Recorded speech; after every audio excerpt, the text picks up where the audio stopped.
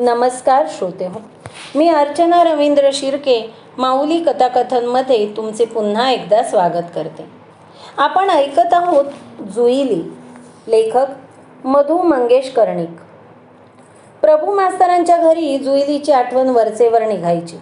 कधी ते काढीत तर कधी त्यांची पत्नी आशा म्हणे, अहो त्या जुईलीचं झालं असेल तरी काय, इकडून शाळा सोडून गेली त्यानंतर तिचा ठाव ठिकाणाच नाही. पोरीनं जीव लावला होता अगदी. मी तिला ती पास झाल्याचा रिझल्ट कळवला होता, त्याचंही उत्तर तिने पाठवलं नाही. विसरली असेल. खुळी पोरती. इथं पाहिलेत ना कशी आपल्याच तंद्रीत असायची ते. ती तंद्रीच घात करायची एखाद्या वेळी. हे वयच विलक्षण असतं. प्रभू मास्तरांना गेल्या वर्षभरात कितीदा वाटून गेले जुईलीच्या गावी जाऊन प्रत्यक्ष तिला भेटून यावे, पण संकोचामुळे ते उघड बोलू शकत नव्हते. पण आता स्वतः आशाच म्हणाली होती जा म्हणून. त्यांना खूप आनंद झाला. पुढच्याच शनिवारी ते कणकवलीच्या एसटीत बसले. गाडी चालली होती आणि त्यांच्या मनात विचार चालले होते. याच तळ्याच्या विस्तीर्ण बांधावरून एसटी चाललेली आहे.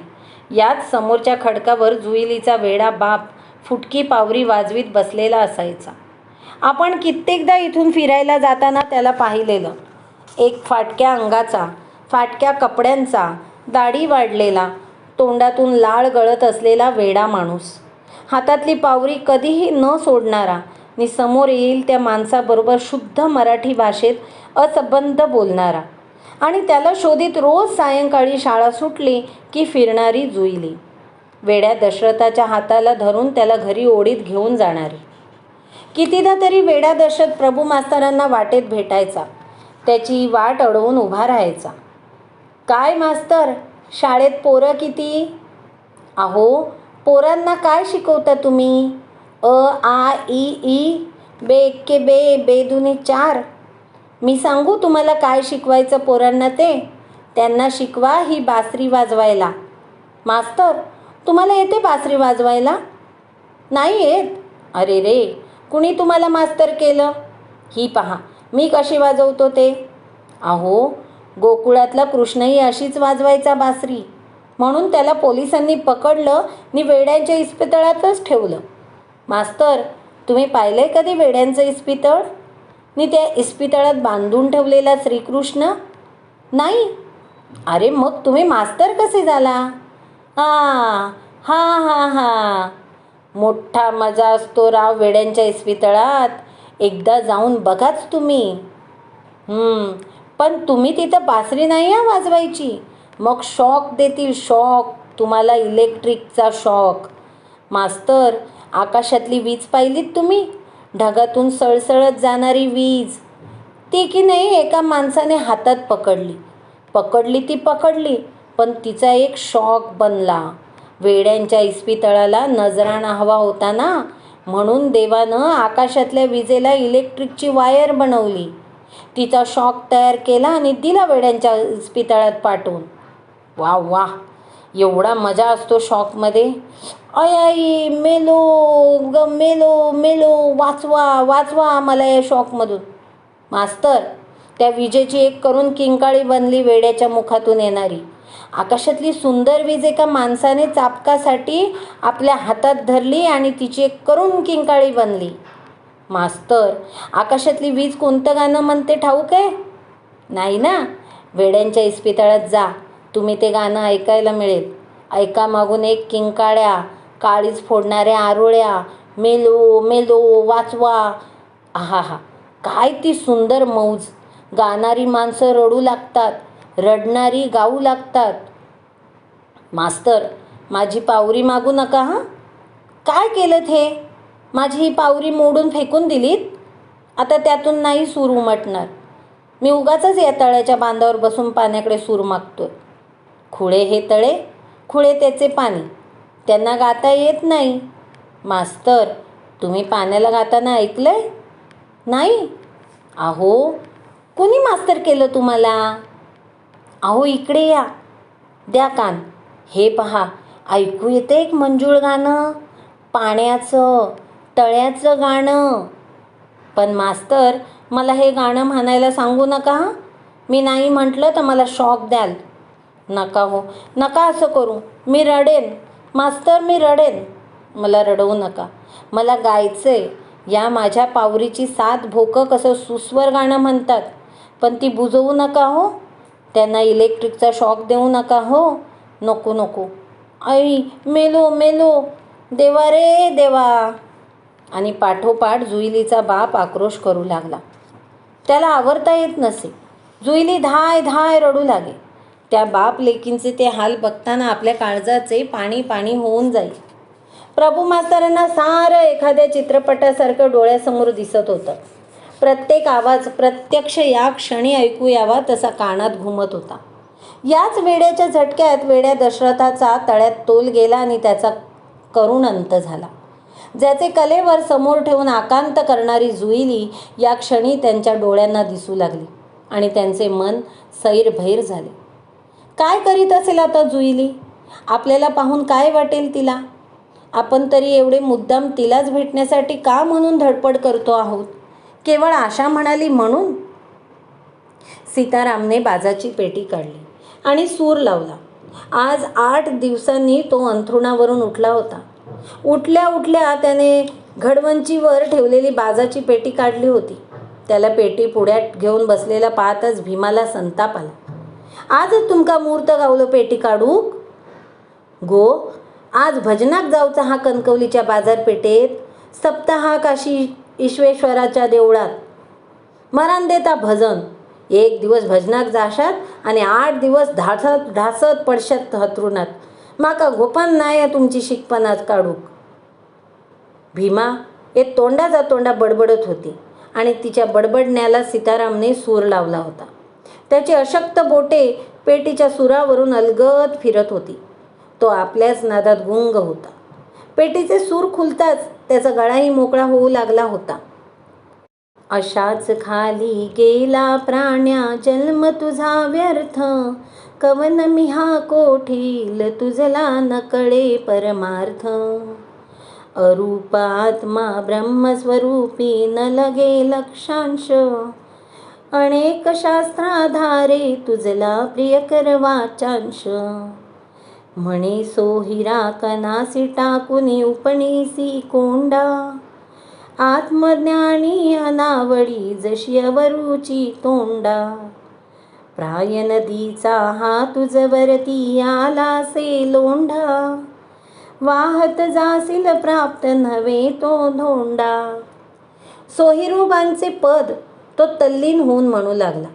सकाळच्या त्या कोवळ्या प्रहरी सारवलेल्या अंगणात फक्त सूर्याची किरणे रांगोळी घालावी तशी सांडली होती. आजूबाजूच्या आंब्या फणसावर पक्षी किलबिलत होते. भीमा तोंड थांबवून आपल्या सतत आजारी दुबळ्या शरीराच्या नवऱ्याच्या गळ्यातून बाहेर पडणारा हा गोड नाद ऐकत होती.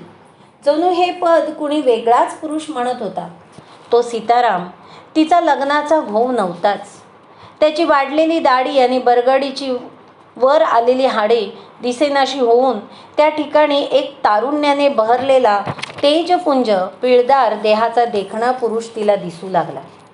त्या पुरुषामध्ये बसाप्पाचे आक्रमक पौरुष होते आणि सीतारामाचा कोवळा स्वर होता. बसाप्पाच्या हातच्या चंदनी साबणाचा फेस अंगावर माखून कलेश्वराच्या डोहात नग्न अंघोळ करताना सुखाच्या ज्या लहरी अंगावर खेळतात, त्याच लहरी आताही या पेटीचे स्वर ऐकताना एकाएकी आपल्या शरीरातून खेळू लागल्याचा भास तिला होऊ लागला. ती मंत्रमुग्ध झाल्यासारखी एक पाऊल पुढे सरकली. सीताराम डोळे मिटून गात होता. त्याला कशाचेच भान नव्हते. भीमाला वाटले त्याच्या बलदंड वाटणाऱ्या शरीराला भिडावे, त्याच्या मिठीत विलीन व्हावे, डोहात फूल पडावे आणि तरंग उठावे. तशी सीतारामच्या पेटीच्या त्या सुरांनी तिच्या अंतरात अनामिक तरंग उठले. तिथे किंचित खळबळ माजली. सूर थोडे बेसूर झाले, किंचित तुटले आणि जणू काळीच कातरू लागली. तिच्या स्तनांना कळा लागल्या. ती भारल्यासारखी आणखी पुढे झाली आणि व्याकुळ स्वरात म्हणाली, अहो होय, ती पेटी थोपवा आणि पण पुढचे शब्द तिच्या मुखातून उमटेनात. दिवा अकस्मात विझावा तशी ती सारे अवसान ओसरून घरात शिरली. या क्षणी तिला सीताराम हवा होता, बसाप्पा हवा होता. कलेश्वराच्या कोंडीतील उघड्या खडकावर मुक्तपणे लोळावे असे तिला वाटत होते आणि ती ओटीवरील खांबाला घट्ट विळका घालून फक्त उभी होती. सीतारामच्या पेटीचा सूर भलताच उंच लागला होता आणि त्याच्या गळ्याच्या शिरा तटतटल्या होत्या. आणखी जरा वेळ तो त्याच टिपेत गाईल तर त्याच्या छातीचा भाता फुटेल असं वाटत होता. भीमा खांबाला विळखा घालून ते निसंग सूर पावसाच्या सरीसारखे भोगू लागले. त्या सुरातच साऱ्या कळा विसरू लागली. स्वतःला प्रयत्नपूर्वक विझवू लागली. निर्मलाच्या घरी पुस्तक बदलायला गेलेली जुईली तिथे आली. सीताराम मामा वाजवीत असलेली पेटी ऐकून एकाएकी तिला बापाची आठवण झाली. वेडा दशरथही अशीच पावरी वाजवायचा. तोही या मामासारखाच स्वच्छंदी. पावरी हातात मिळाली की त्याला जगाचे भान राहत नसे. लोक त्याला वेडा दशरथ म्हणत. वेळी अवेळी पावरी वाजवणारा, तळ्याच्या काठावर उभा राहून पाण्यात पाहणारा, डोंगराच्या माथ्यावर नजर लावून सतत काहीतरी शोधणारा, हातातली पावरी कधीही न सोडता आपल्याच नादात बडबडणारा, बडबडता बडबडता एकाएकी प्रक्षुब्ध होणारा, आक्रोश करणारा, थैथै नाचणारा. आणि हा आपला सीताराम मामा. तोही एका परीने वेडाच नाही का? आणि आपली मामी, तीही वेडीच नाही तर काय? सीतारामाच्या नावाची गळेश्रीनी बाजारपेठेतल्या लिंगायतासाठी शरीर. ती घरात शिरली. जुईल्या, तू कधी येलस? मामीने विचारले. आत्ताच. मामाची पेटी ऐक. आज अगदी सुरावर वाजवतात. असं वाटतं ऐकतच राहायचे. जुईली हसली. मामीने इतक्या मुलायमपणे मामाबद्दल बोलताना तिने प्रथमच ऐकले होते. मी मामाची पेटी सदाची ऐकतस, तूच ती ऐकणंच नाही कधी. बोलता बोलता जुईली पुढे झाली ने मामीजवळ उभी राहिली. मामीने तिच्या पाठीवरून हात फिरवला. तिला ममतेने जवळ घेतले आणि तिच्या वेणीचे पेड उलगडून ती तिची वेणी घालू लागली. बस असा आहे सर. जुईलीला पुढ्यात घेऊन भीमा तिच्या लांब सडक केसांचे घनदाट जाळे गुडघ्यांवर पसरून तृप्तशी हसली. तिच्या तलम केसातून तिची बोटे आधाशासारखी फिरू लागली. अंगणात सीताराम गातच होता. आता त्याने चाल बदलून दुसरे पद सुरू केले होते. तुम्ही भोगा पररमणी, धरी सत्संगावरी निसंगा, कामची भंगा हासता, रमता रमता हरती हंता, माय बाप ते पळत झणी, तुम्ही भोगा पररमणी. पेटी वाजवता वाजवता तो तल्लीनपणे समोरच वेणी घालत असलेल्या त्या दोघींकडे पाहत होता आणि प्राजक्ताच्या फुलांचा घमघमाट यावा तसा जणू त्याच्या पेटीला सुरांचा घमघमलेला बहर येत होता. जराशाने त्याने पेटीचा भाता मिटला आणि पेटी बंद करून ठेवली. तो खळ्याच्या पेळेवर उन्हात जाऊन बसला. त्याला ढास लागली होती. दुरून तो जुईलीकडे आणि तिच्या मामीकडे पाहत होता. जुईल्याचा आता लगीन करू होया बेगीनं, भीमा म्हणाली. सीताराम ऐकत होता. जुईलीचे लग्न? कुणाबरोबर? या चितळ्या आळंब्यासारख्या नाजूक हसणाऱ्या बागडणाऱ्या फुलपाखराचे लग्न? अहो मी काय म्हणतंय ता ऐकलास? काय म्हणतंस? जुईल्याच्या लग्नाचा म्हणतंय मी. एवढ्यात होया की ते लगीन? म्हणजे आता काय ता नाणा? न्हाणच तर काय? तुमका काय समजता तेऊर? तुम्ही आपले पेटी वाजवीत बसा. बायल माणसांचा त्यांकाच समजता. सीताराम गप्पच राहिला. जुईली रिबिनीची गाठ मारीत होती. एवढी भरघोस वेणी तिची किती दिवसात झाली नव्हती. मग भीमा पुढे म्हणाली. बाळा शेलराक सांगतंय सोरगत बघूक. पण जुईल्याक विचारलंस? ते का काय विचारायचा? त्याचा वयच ह्या लग्नाचा. आपली जबाबदारी आपण येळेवर पार पाडूक होई. त्याची आऊस असती तो गिरवली असती. जुईली काही न बोलता ऐकत होती. तिला आपल्या कधी न पाहिलेल्या आईची आठवण आली. कशी होती आपली आई? भीमा मामीसारखी सुंदर? मामी, माझी आई कशी होती? मी सांगतंय. सीताराम एकदम उठून उभा राहिला आणि बोलू लागला. दिवंगत बहिणीच्या आठवणीने त्याचे मन अकस्मात भरून आले होते. तुझी आऊस दिसण्यात जीत तुझ्यासारखी होती. रंग असोच गोरोपान, कसे असेच काळेभोरणी लांब नि डोळे भरलेल्या बावीसारखे, तळ्यातल्या साळकासारखे. काय सांगू बाये, माझ्या बहिणीचा रूप थेट तुझी मूर्ती. जुईली ऐकत होती. भरलेल्या विहिरीसारखे आणि तळ्यातल्या कमळासारखे डोळे असलेली आपली आई. मी सुद्धा आईसारखीच दिसते. तिला बसप्पा लिंगायताच्या दुकानातील प्रचंड आरशात पाहिलेले आपले प्रतिबिंब आठवले. तिला पुन्हा एकवार त्या आरशात पाहण्याची अकस्मात ओढ वाटू लागली. ही टाचेपर्यंत जाणारी गच्च वेणी घालून नि वर ताजी सोन चाफी माळून पुन्हा एकवार त्या आरशात पाहायला हवं. सीताराम जणू जुईलीकडे आपल्या फार फार वर्षांपूर्वी नजरेआड झालेल्या बहिणीकडे पाहावे त्या नजरेने पाहत होता. पाहता पाहता त्याचे डोळे भरले. जुईल्या, चेड माणूस तू. लगीन केल्यावर घोवाच्या घरात जाशील, मग आमका खयचा भेटणार तू? चेडवाची जात दुसऱ्याचे धन, आपण तिचो लोभ करून धरून काय उपयोग? भीमा म्हणाली. जुईलीचे लग्न करण्याची कल्पना सीतारामला सहन होत नव्हती. आपली बहीण कायमची दुरावली, आता बहिणीच्या रूपाची भाचीही दुरावणार. तो स्वतःशी सोयीरोबाचे मगाचे पद म्हणू लागला. पेटीशिवाय सुद्धा त्याचे शब्द सुरेल येत होते. कन्या सूतद्वय पोरे ब्याली, जामाता ते धरी पदरी, सासू सदरी देखुणी नदरी, त्रिवेणी भदरी जितरिणी, तुम्ही भोगा पररमणी. आणि पद म्हणता म्हणता तो डोळे पुशीत होता. स्त्री जन्माची अगाध लीला. कोण कुणाच्या उदरी जन्म घेते, कुठे लहानाची मोठी होते, कुणाच्या पदरी पडते, कुणाशी संग करते, कुणाच्या लेकरांना जन्म देते. देवा, तू तरी कसा चमत्कारिक रे. ही भीमा व्याकुळ होऊन माझ्याकडे बघते. तिची नजर मला समजते, तिचा अनावर आवेग मला दिसतो. पण मला असा दुबळा तू बनवलास. ती तरी काय करेल? त्याच व्याकुळपणे ती कणकवलीची वाट धरते आणि परपुरुषाच्या मिठीत तृप्त होते. मला घेऊन देवाला नवस करते लेकरासाठी. मीही त्याला हात जोडतो. एक दुथडी भरलेली नदीत जणू काय ही स्त्री. तिला किती महापूर, कसे तिने पोहावे त्यात, कसे निभवावे यातून. या अश्राप पोरीचा जन्म तर असाच महापुरासारखा वाहून जाणार नाही.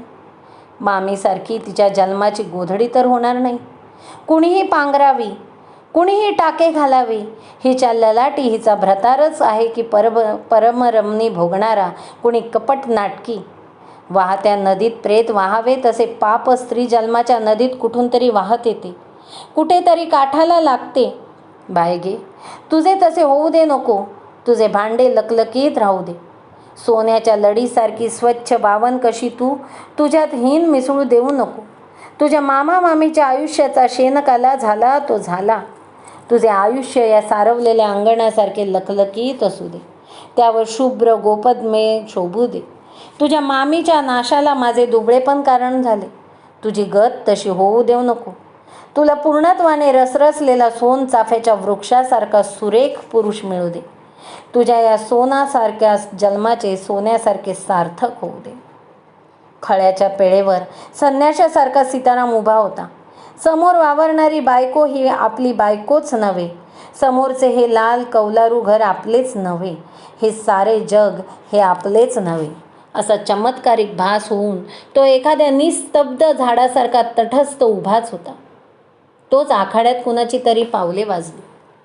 पायतन करकरले आणि जुईली डोळे विस्फारून म्हणाली, सर तुम्ही? अंगणात प्रभू मास्तर उभे होते. मामी, आमचे सर आले. प्रभू सर. सीतारामने प्रभू मास्तरांकडे पाहिले आणि तो मंद हसला. भीमा लगबगीने आत गेली आणि जुईलीची एकच धांदल उडाली. सर तुम्ही आला? मला खरंच वाटत नाही. तिचा जीव सुपा एवढा झाला. या क्षणी काय करू आणि काय नको असे तिला होऊन गेले. अगो त्यांका भितूर तरी येवा म्हण. सर उभे का? आत या ना. प्रभू मास्तर आत आले. भिंतीजवळच्या बाकावर बसले. सहज त्यांची नजर सीतारामच्या बाजापेटीकडे गेली. तशी सीताराम चपळाईने पुढे झाला. पेटी ती? केव्हा तरी मी वाजवते. तुमका नाद असा गाण्याचो? मी आपलो भजनी माणूस. भजन म्हटला की आपली तहानभूक निघाली. तो न विचारताच बोलत होता. तो जुईली आतून पाण्याचा तांब्या घेऊन आला. सर, हातपाय धुवून घ्या. मामाबरोबर मग गप्पा मारा. जुईलीची पिंगळण्यासारखी चळपळ हालचाल प्रभू मास्तर पाहत राहिले. तिला पाहून आता जवळजवळ 1.5 वर्ष होत आले. एवढ्यात केवढी मोठी बाई दिसू लागली ही. काल परवा शाळ करू वाटणारी मुलगी. जुईली, कसं चाललंय तुझं? प्रभू मास्तरांनी चहाचा कप खाली ठेवीत विचारलं. जुईली उत्तर न देता दाराच्या चौकटीत उभीच राहिली. मग भीमा मामी म्हणाली, चालला हा कसा तरी. एवढा मॅट्रिक पास झाला, पण ह्या खेड्यात उपयोग काय? का बरं? शिक्षणाचा केवढा उपयोग असतो, पण तो आमच्यासारख्यांका कसलो? प्रभू मास्तरांना कितीतरी बोलायचे होते, पण ते जुईलीशी तिच्या मामीबरोबर काय बोलणार? ते आपले गप्पच राहिले. तुम्ही इलास? बरा वाटला, मामी बोलणे पुढे तानीत म्हणाली. जुईली आमची सगळ्यांची आवडती विद्यार्थिनी. तिचं कसं काय चाललं ते म्हटलं जाऊन पाहावं. बरा केलास. असो आपलेपणा हल्ली कोण दाखवता हा? आता रवा, अनमान करू नका. मामीने पाहुण्यांसाठी घावण्या रसाचा घाट घातला. जुईलीला आनंद झाला. ती हौसेने मामीला मदत करायला सरसावली. बोलता बोलता भीमा मामीने मनातल्या संशयाची फेड करून घेतली. हा मास्तर लग्नकार्य झालेला, त्याला बायको आहे, मुलगा आहे, म्हणजे जुईलीच्याबद्दल त्याच्या मनात भलते विचार नाहीत. खरोखरच तो तिची खुशाली घेण्यासाठी आलेला आहे. याबद्दल तिने आपल्या मनाची खात्री करून घेतली. आणि संध्याकाळी जेव्हा जुईलीने विचारले, मामी, मी मास्तरांबरोबर जरा फिरूक जाव, तेव्हा तिने मोकळेपणी तिला त्यांच्याबरोबर फिरायला जाण्याची परवानगी दिली. सर, कुठं जायचं फिरायला? तू नेशील तिथं. मला थोडीच या गावची माहिती आहे. माझ्या एका मैत्रिणीकडे जाऊया, जुईलीने क्षणभर विचार करीत म्हटले. कोण आहे ही मैत्रीण? आहे एक निर्मला म्हणून. तिच्याशी माझी ओळख कशाला? मी खरं म्हणजे तुला भेटायला आलो. झाली ना भेट? मग मी परत जायला हरकत नाही असंच ना? जुईली गडबडली. नाही सर, असं नव्हतं मला म्हणायचं, पण खरंच तुम्हाला सुद्धा माझी ही नवी मैत्रीण आवडेल. आवडली तरी काय उपयोग? प्रभू मास्तरांनी हसत विचारले. आणि जुईलीही खळखळून हसली. नाडकर्ण्यांचे घर आले. निर्मला बाहेरच झोपाळ्यावर बसली होती. निमाताई, हे आमचे सर. प्रभू मास्तरांनी नमस्कार केला आणि एकदम त्यांच्या डोळ्यात अंधुकशी ओळख लुकलुकू लागली. ते आठवणींना ताण देऊ लागले. कुठंतरी पाहिलाय हा चेहरा, कुठंतरी भेट झाली या बाईची. कुठं बरं? निर्मलासुद्धा त्याच जुन्या आठवणींच्या किनाऱ्याला अडखळत होती. मग तिने सरळच विचारले, तुम्ही मुरलीधर प्रभू का? सिद्धार्थला माझ्या वर्गात होता. खूप वर्ष झाली त्याला. आत्ता ओळखलं. तुम्ही मिस निर्मला नाडकर्णी, कविता करणाऱ्या, वाङ्मय मंडळ चालवणाऱ्या. कमाल आहे, कशा गाठीभेटी पडतायत. निर्मला औपचारिकपणे बाजूला सारीत म्हणाली. याचं श्रेय या जुईलीला द्यायला हवं. हा म्हणता त्या तिघातील परकेपणा संपून एका अनामिक जवळिकेने त्यांचे बोलणे सुरू झाले. प्रभू मास्तरांनी आपल्या येथे येण्याचा उद्देश सांगितला. जुईलीसारखी हुशार मुलगी या खेड्यात कसलेही भवितव्य घडवू शकणार नाही याची खंत त्यांच्या बोलण्यात जाणवत होती. आणि योगायोगाने निर्मलासारख्या एका जाणत्या मैत्रिणीची थोरल्या बहिणीसारखी संगत तिला लाभली याचा संतोषही त्यांना वाटत होता. निर्मला आणि प्रभू मास्तर यांमधील अहोजाहोची भाषा संपून 10-12 वर्षापूर्वीच्या कॉलेजातील वातावरणातच ती दोघेजणू शिरली होती. मुरली, तू मग कुठं गायब झालास ते कळलंच नाही.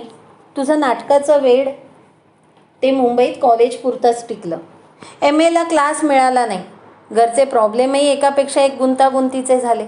आता धामापूरला मास्तरकी करतोय. झकास चाललंय. झालं, लग्न केलं, एक मुलगा आहे. शाळेतल्या मुलांना शिकवताना दिवस कसे मागे पडतायत कळतसुद्धा नाही. पण निर्मला, तुझं काय? तू इथं कशी? आणि अजून अनमॅरिडच का? मधल्या त्या इन्सिडंटनंतर forget about it. I have started a new page of life. आणि तिनं बोलणं तोडलं. जुईली क्षणभर अवघडली. त्या दोघांमध्ये बोलण्यासारखं बरंच काही गूढ आहे एवढी जाणीव तिला एव्हाना झाली होती. तुला आता माहीत झालंय मी इथं असते ते. एकदा सवडीने ये. बायकोला छोकऱ्याला घेऊनच ये. तेव्हा बोलू निवांतपणे. निर्मलाने विषय बदलला. प्रभू मास्तरांनीही अवधान राखून बोलणे पुढे वाढवले नाही. ते म्हणाले, इथं मुद्दाम येण्याचं कारण या जुईलीचा प्रॉब्लेम, तिचं फ्युचर. मला थोडीफार कल्पना आहे, पण ती पुढं काय करायचं ते ठरवितच नाही आहे. मी काय ठरवणार ताई? माझे मामा मामी हेच आता माझे पालक. तुझ्यासारख्या कला अंगी असलेल्या मुलीनं असं इथं खितपत राहायचं म्हणजे? निर्मला, तुला ठाऊक आहे ही किती सुंदर अभिनय करते ते? अगं, गेल्या वर्षी शाळेच्या गॅदरिंगमध्ये बालकवींची फुलराणी हिनं एवढ्या उत्कटतेने वठवली की विचारू नको. मुंबईत हा कार्यक्रम झाला असता तर त्या एका आयटमने ही प्रसिद्धीची कळसाला पोचली असती. सर, इतकं काही नको हां कौतुक करायला. बरं का निमाताई, सगळं काही सरांनी शिकवलं होतं. मी फक्त त्यांनी सांगितलं तसं केलं. निर्मला ऐकत होती. ती म्हणाली, तरीच ही नेहमी माझ्याकडे नाटकाची पुस्तकं मागत असते. परवाच गडकऱ्यांचं राजसन्यास मागून नेलं. आत्ता कळलं कारण. राजसन्यास? जुईली, मालवणची आठवण आहे? सर, त्यासाठीच ते नाटक मी निमाताईकडून नेलं. तुम्ही तो प्रवेश करून दाखवला होता ना? निर्मला, या पोरीला नाट्यक्षेत्रात कसं नेता येईल? हिला योग्य मार्गदर्शन मिळावं तर ही मराठी रंगभूमी ज्योत्स्ना भोळे ठरेल. आवाज काय आहे पोरीचा? जुईली, आम्हाला पत्तासुद्धा लागू दिला नाहीस. मला फक्त हिचं वाचनाचं वेड माहीत होतं. निर्मला, तू इथं आहेस नि जुईली तुझ्या सहवासात आहे, म्हणजे जुईलीचा प्रॉब्लेम आता सुटायला हरकत नाही. तू तिला मदत कर. तिला शिकायचं असेल पुढे तर मी काहीतरी मदत करू शकेन. पण इथे काय शिकणार ती? मुंबईला कोणी तिचं असतं तर? त्यापेक्षा तिला एखादी नोकरी मिळाली तर फारच बरं होईल. सर, मिळेल मला नोकरी? कसलीही चालेल. जुईली उतावळेपणे बोलली. अगं, पण तुझं वय तरी 18 वर्ष आहे का? निमाताई, गेल्या जूनमध्येच 18 वर्ष पूर्ण झाली मला. मी नोकरी करू शकेन, पण मिळाली पाहिजे ना. असं करू. मुरलीधर, मी येत्या आठवड्यात मालवणला जाणार आहे माझ्या वकिलांकडे. इथल्या प्रॉपर्टीची काही गुंतागुंत आहे कुळकायद्याची. बाबा वारल्यानंतर मीच पाहते सगळ्या कटकटी. मी हिला मालवणला घेऊन जाते आणि तिथे माझ्या वकिलांच्या ओळखीने बघते काही प्रयत्न करून. नाहीतर ट्रेनिंग कॉलेज तरी कुठं गेलं नाही. ट्रेंड झाली तरी शिक्षिका म्हणून कुठेही लागेल. त्या दोघांचं आपल्याबद्दल एवढं अगत्याचं बोलणं ऐकून जुईलीचं मन भरून आलं. डोळ्यातलं पाणी पुशीत ती म्हणाली, सर, निमाताईंनी तुम्ही माझे परमेश्वरासारखे माझ्या आयुष्याची काळजी पाहताय. तुमचे हे उपकार. खुळी कुठली? चल माझ्याबरोबर आत. माझा हा जुना क्लासमेट किती वर्षांनी भेटतोय. त्याच्यासाठी सुरेखपैकी खायला करूया आपण दोघी मिळून. मुरली, तू बैस या झोपाळ्यावर झोके घेत तोपर्यंत.